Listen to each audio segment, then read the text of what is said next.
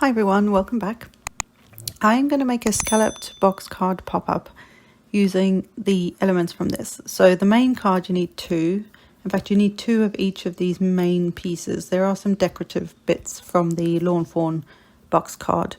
And then I have already stamped, coloured and die cut the images from the Berry Special stamp set from Lawn Fawn. And then we have some oxides in Bundled Sage, Rustic Wilderness, Broken China and Tumbled Glass that we're going to use just to create some very simple backgrounds. There's a lot of pieces in here. You can go as elaborate as you want, but I'm going to keep it as kind of simple. So the main card I'm going to keep white, and we're going to ink all these little panels that are going to go along the sides and where the box card opens up. So there are two sizes, just so you know. So there are two longer and two shorter, and they are for the top or the bottom. So just remember that if you're trying to create either, as like for us today, I'm going to create the top ones are going to be as if they're the sky, and the bottom ones are going to be sky and some grass at the bottom as if they're like little sceneries, just for something different.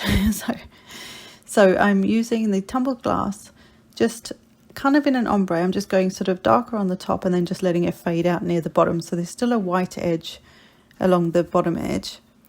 And I will do this on all 4 pieces, or 8 pieces, because I've got 2 lots of, you need double the amount of dies that there are, if that made any sense. And so I'm going to, because I want this sort of sky on all of them, I'm just going to do all of them while I've got that ink out. Makes no sense to chop and change if you've got to keep wiping your mat and cleaning up every time. So I'll get them all with their first layer of tumbled glass. Same idea, just going sort of from the top down. The ones that are going to go on the top of the box, I went a little further down the panel. But the ones on the bottom, I've gone maybe about halfway, just because, or a third maybe of the way down, because the bottom section is going to be what we're going to make look like grass. So, or give that illusion of grass. So back to the top ones, I'm now going to take the Broken China oxide and just go again from the top down, but just so that there's like a slightly deeper, richer edge. So you've got sort of almost like a darker to a lighter blue and then fading out to white. So that's the idea there. So it just gives you that little bit of extra depth. So again, I'm going to do that on all 4 panels for the top, and then I will grab the ones for the bottom and do the same thing. And don't get hung up, it doesn't have to be perfect. My cat's trying to get in, you can hear him. Doesn't have to be perfect. And because these are oxides, and this cardstock is, I don't know if I said this, this is Crafter's Companion stamping cardstock. So it's not like Bristol Smooth is fabulous for blending your distressings on, whether it's the regular distressing or the oxides. But some other cardstocks don't maybe blend as well. You can't blend as well on them with, say, the regular distressings, but oxides are very forgiving on a lot of different cardstocks. So my suggestion is just keep trying them out. Just see what, see what happens. Just grab a piece of cardstock and just wing it. If it works, great. If it doesn't, don't worry about it. It's just a piece of cardstock.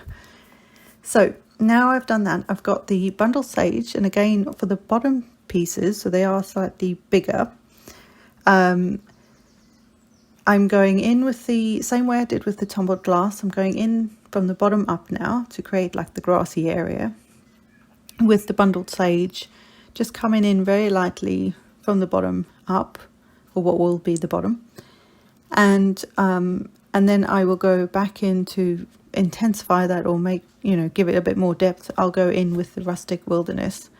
So again, these are 2 colors I don't normally put together, but I got to say they worked really nicely. So,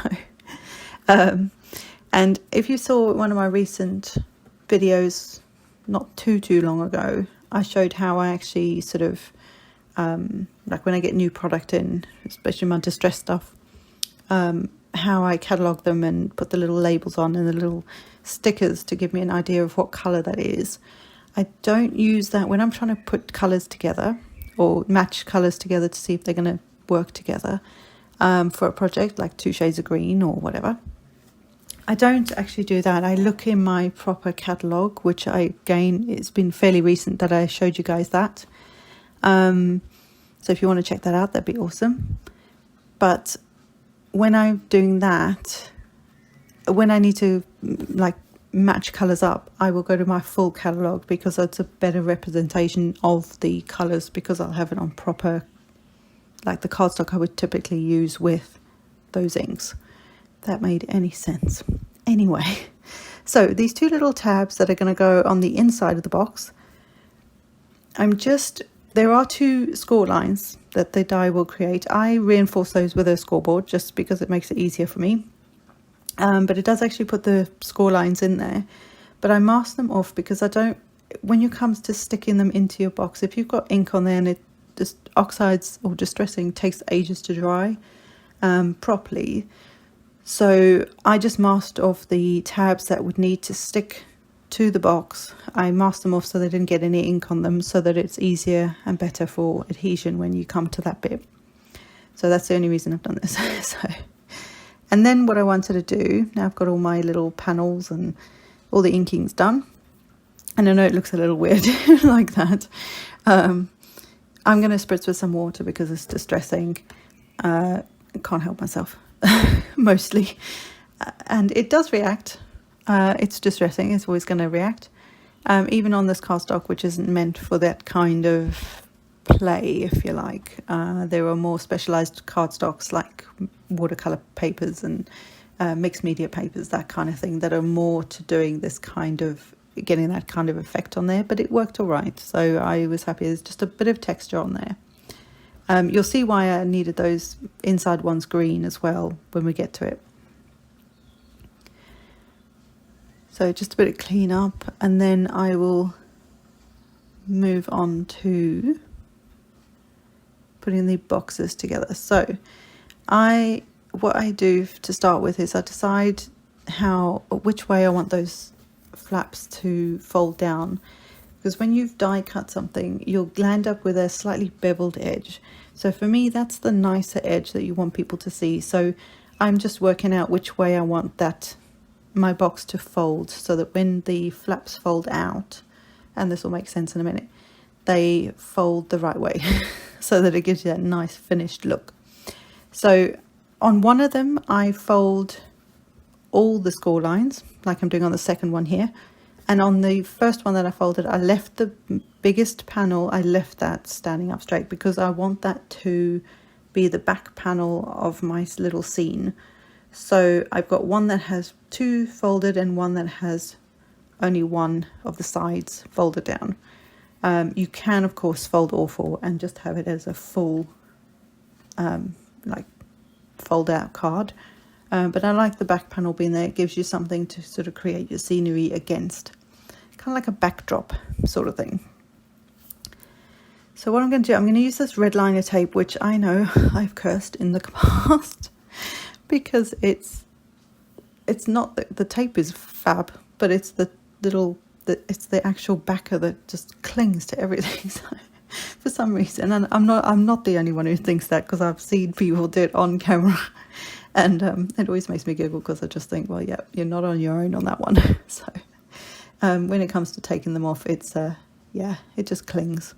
So I've got those on the 2 tiny tabs, and then the one that is the back piece, or my main backdrop, if you like, what I'm going to do is you line them up next to each other, and that was me getting that piece off.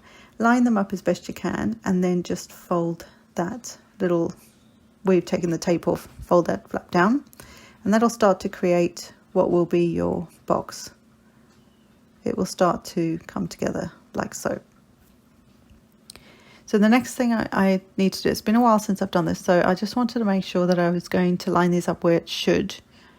and stick these inside pieces where they're supposed to go.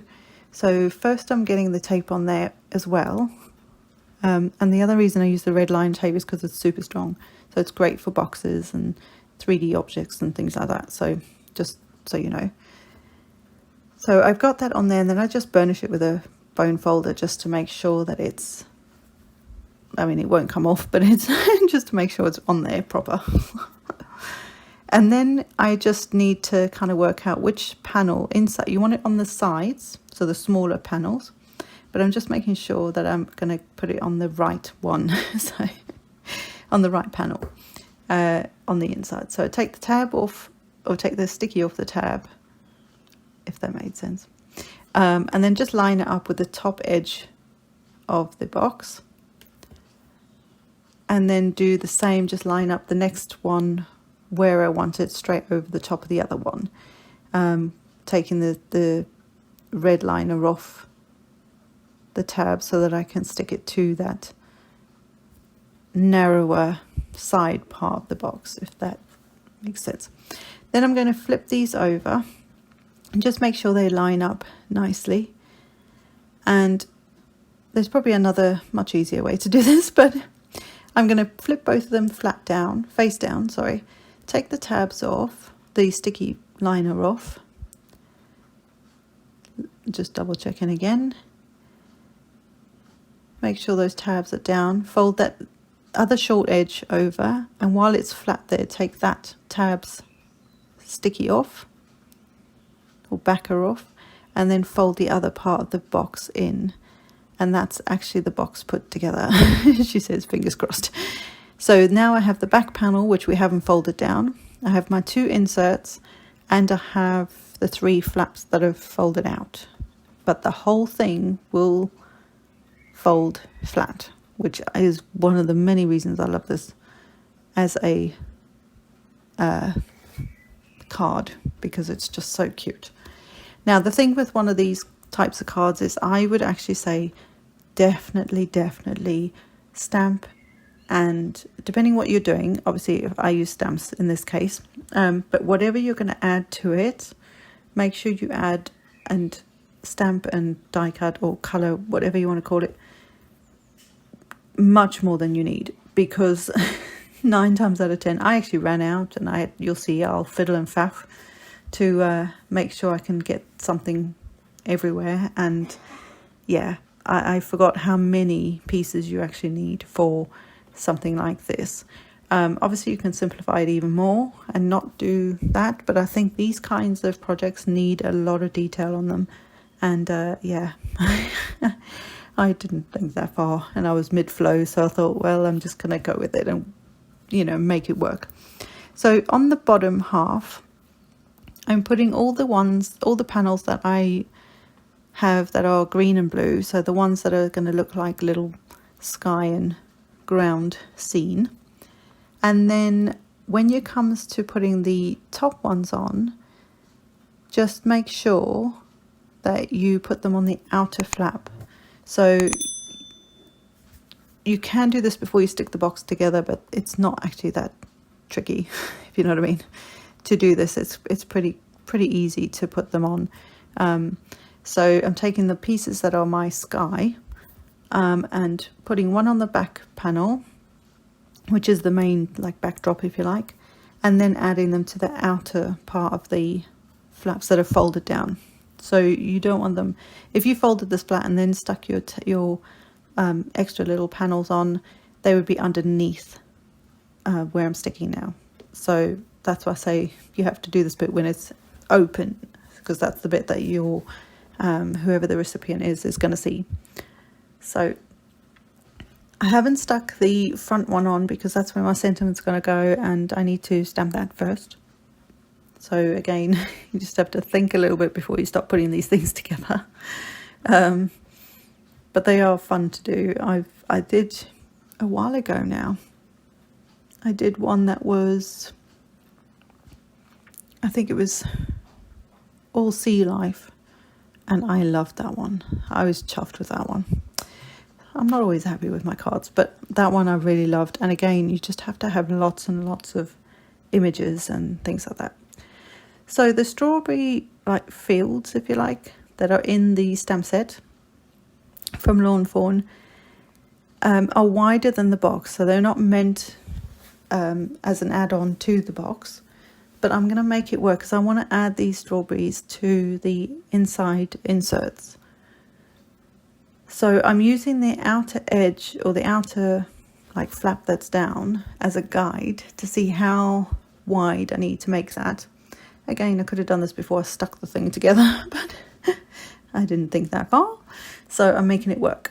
So I do have some temporary adhesive on the back, which is why it was sort of clinging there, but I can kind of get an idea of where the that it's the right width now that I've cut bits off, and then I can just stick it or hold it with against the other one that I have, because I've got two of them, and just trim right next to it, and that way I've got these two strawberry fields that are going to fit inside the little inserts on the box. That's also why I coloured them green, just in case somebody looks into the box then it will still show as all green. I don't know if that's going to make much difference, but yeah. So I've got again some red liner tape. This is a thinner one, just along the bottom edge of those strawberries, and then I will put those, you'll see I'll turn this around so that I can add the strawberries without getting the tape to show, because obviously because it's going to fold flat and it's like a pop-up box, you don't want any exposed adhesive anywhere, because you could potentially seal your box. You could glue it shut basically.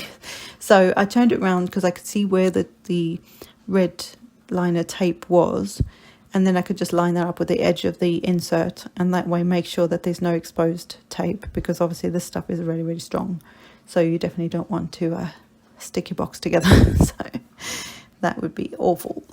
So there's my little strawberry fields, and now I just got to decide where to put all these little parts and pieces. So there's a lot of them, but again, they weren't enough. I actually could have added so much more to this than I did. I could have done with a few more bees for the outside panels, like in the sky bit, I think, and just more strawberries and maybe a few more of the characters. I literally stamped one of each, well, a couple of the strawberry fields, but sort of maybe one or two of each thing. I always say stamp 3 of everything, and I didn't do that this time. So yeah, but anyway, so I'm going to do my sentiment next. I just was sticking my strawberries into the punnet. Is that what it's called? The basket bit that they come in. I think it's called the punnet.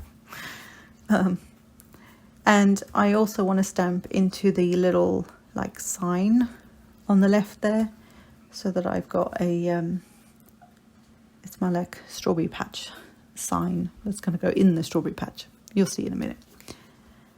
So I'm using some VersaFine Onyx Black ink because I just love that stuff. So, and deciding where I'm going to put this sentiment. So down the bottom made sense. And then I also have, there's a little like, you know when you want to add a word that you've forgotten? I think this is so cute. So I had to add it just because it was funny. So it says you're very totally my jam. I know it doesn't totally make sense, but it just was cute. So I thought, why not? And then for my little sign, I think it says strawberry patch or berry patch. Berry patch, as I think it says.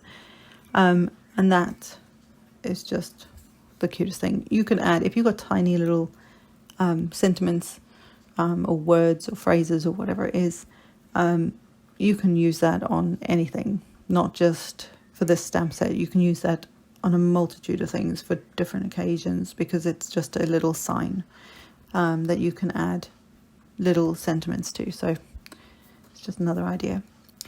So I thought it'd be a good idea to bring some glue dots out. I don't get on with glue dots. I don't know what it is. I just cannot get on with them. The larger ones weren't so bad, but the little ones,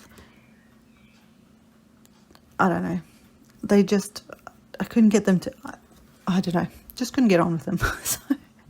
So you'll see, I'll fiddle and faff for a bit and sort of kind of make it work. But I think in hindsight I would just use a drop of like regular adhesive and you know, like a PVA type glue, craft tacky glue, and just use that instead with a fine applicator. It would work so much better. so yeah, so that was a lot of fiddling and faffing there, and also trying to decide where I wanted everything. Like, I had the idea to do this, but I hadn't fully decided where everything was going to go. So that's another thing I'd say. It's fine if you're not filming, but when you're filming videos, it's kind of like, or you're in a bit of a rush maybe, even though this is a more involved project. I think if you have a better idea of where everything's going to go, then that makes it a little easier as well. Takes the pressure off, especially when you have issues with glue dots like I do.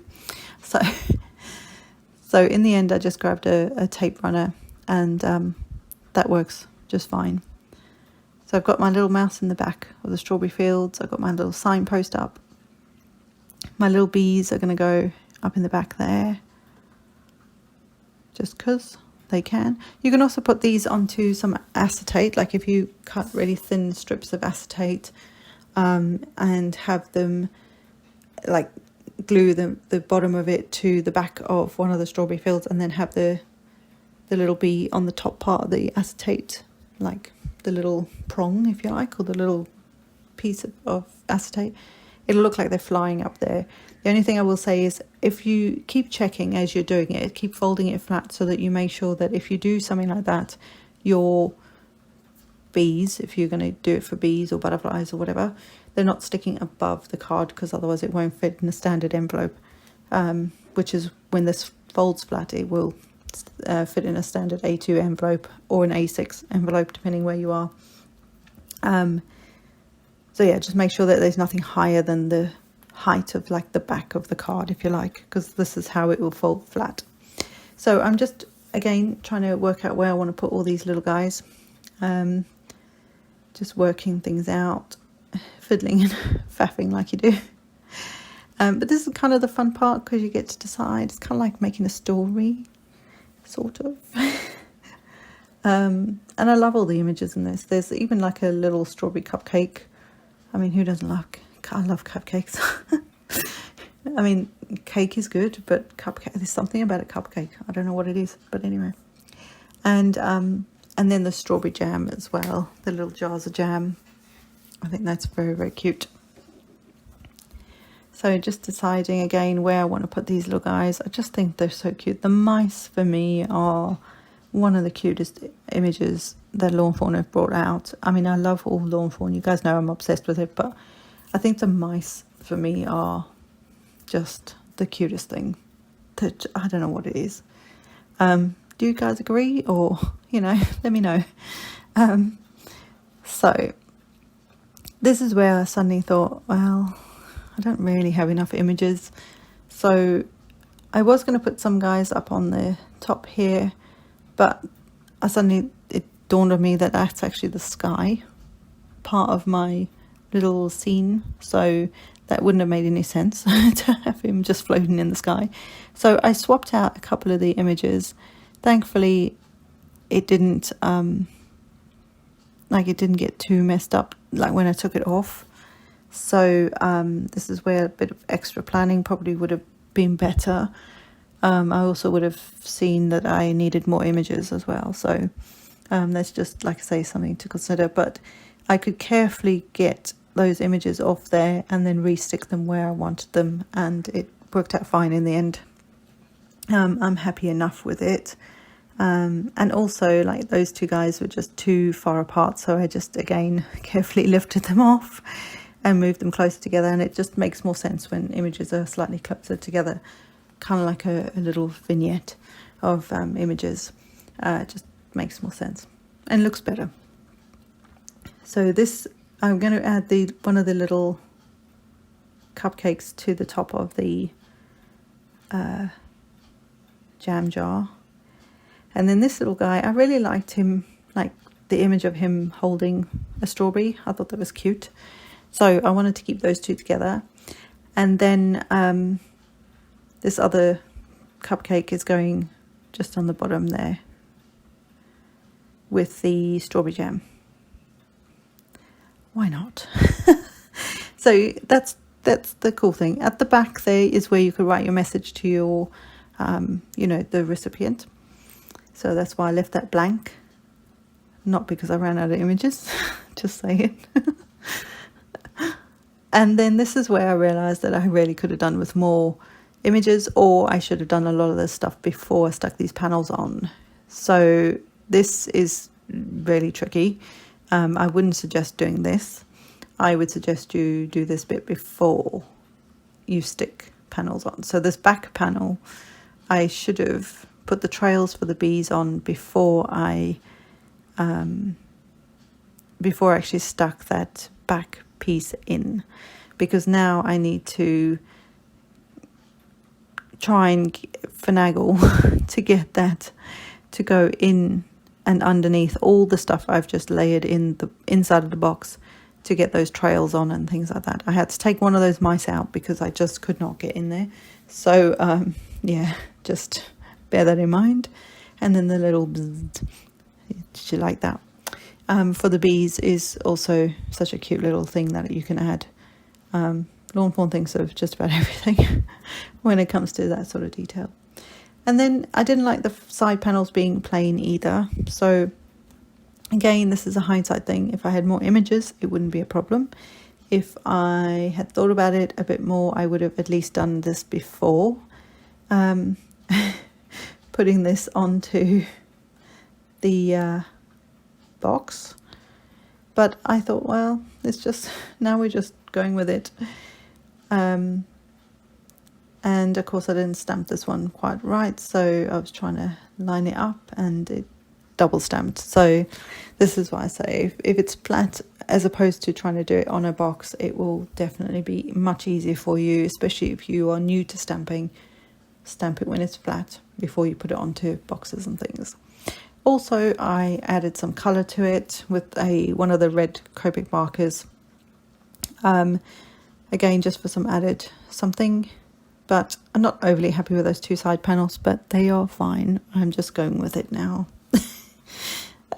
And then I think it's the last thing I do is I grab this stamp that says jam. I totally forgot that was in the stamp set that you can add to the jam jars. So I just added those in, and to be honest, those were at least in a decent area that I could get to, that was flat enough that I could add it on there. So finally we get to the end of this video. Thank you for staying if you have. And this is a box card pop-up. This is Lawn Fawn's version. Mama Elephant have their version of it as well. I don't have that version yet, but if I do, I'll do a comparison for you guys. And yeah, I just love it. There's so many things you can use this for anything, any time of the year, and it always has such a good impact. So I'm just lining it up there so that you guys can see. If you were looking straight on, this is the sort of thing you would see. So I hope you've enjoyed that, guys, and I will see you next time. Bye for now.